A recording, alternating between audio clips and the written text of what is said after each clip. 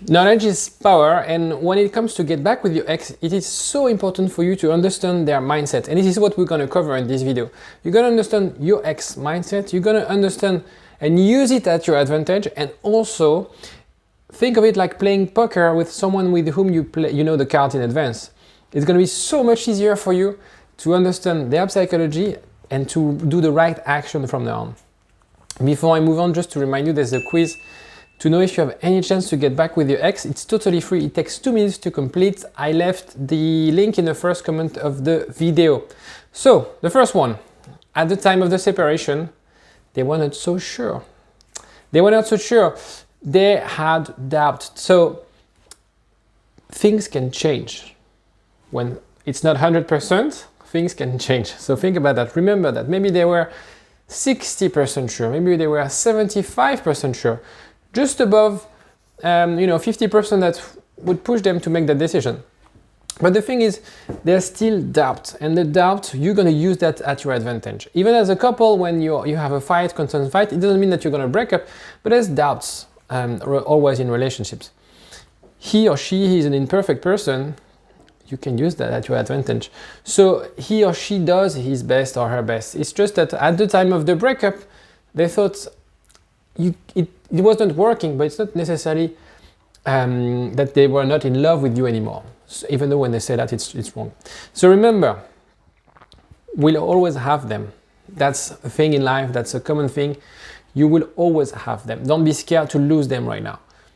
And good things will happen. We're going to cover that in the next points.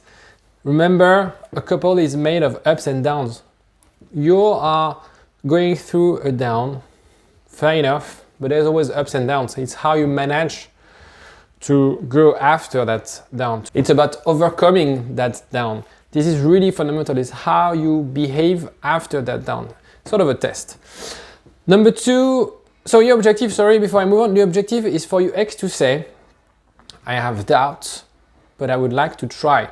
And when they say that, accept them for who they are. Don't be, and I've seen cases where people are like, no, I'm not going to compromise. I want you to love me 150%. This is only what I expect because I love you 150%. No. Accept them at their stage where they are and work it out.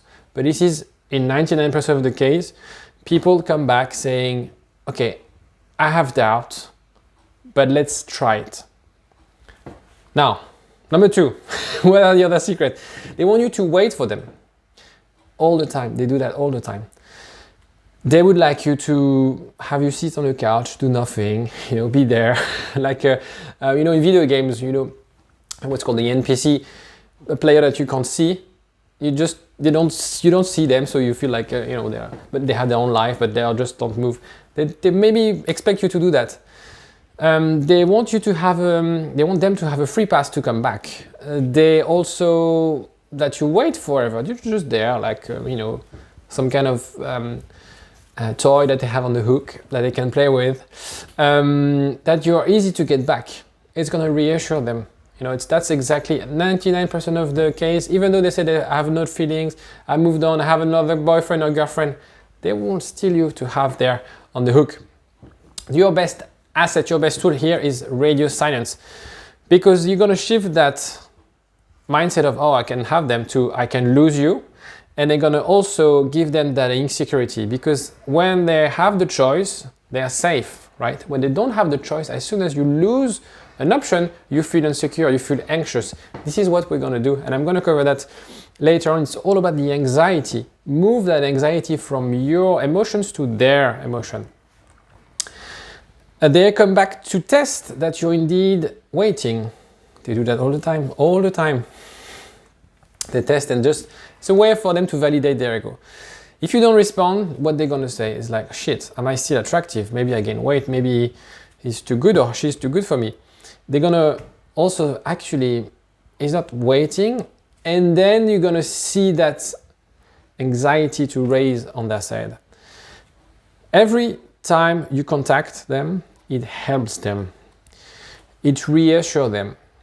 They don't feel the lack. They don't feel you're missing out.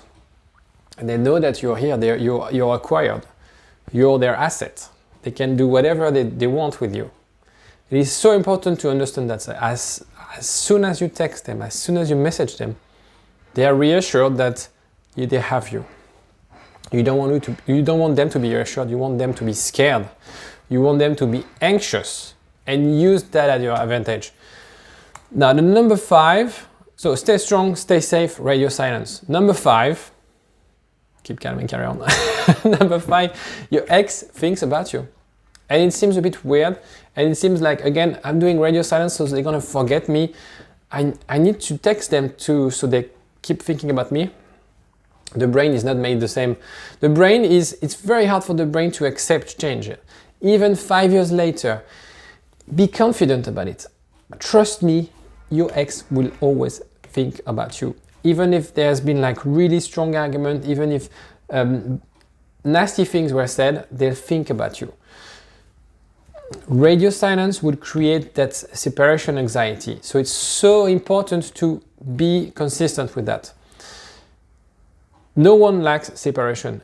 Even if your ex made the decision to break up with you, they don't like being alone. They don't like change.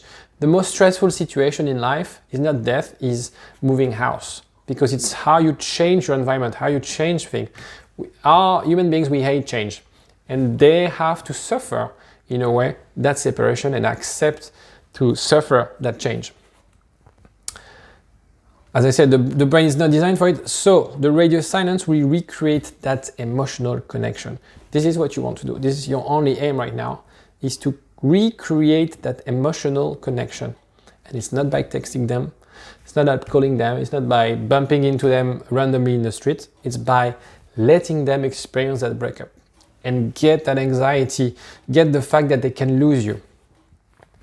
Because your ex misses you. This is a fact again. They don't want you to know that, but they do miss you. So the thing with time, they'll always remember good times. Always, always, always. Our brain are wired in a way that we tend to forget bad memories. Sometimes trauma are hidden in the subconscious, but we're designed to forget those and only keep the good memories.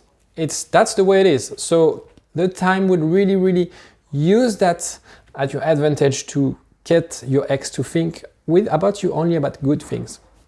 After a week, they'll still have those arguments, those fights. After 2 weeks, they'll only remember holidays, good times, laugh time, sex time, whatever, right?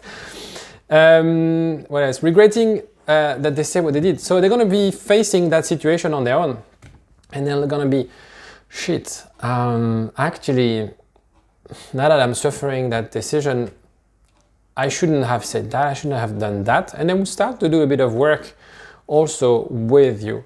So your silence is powerful because that silence, as I said, helps you to create that anxiety, helps you to create that void, and helps you to recreate that emotional connection with your ex, because this is exactly what you want to do. So the key takeaway is your ex is not as confident as you might think of. Even though they make the decision, even though they make it show that they're super confident, that they moved on and on, that's not the case. So use that at your advantage. Rebalance that anxiety on their side.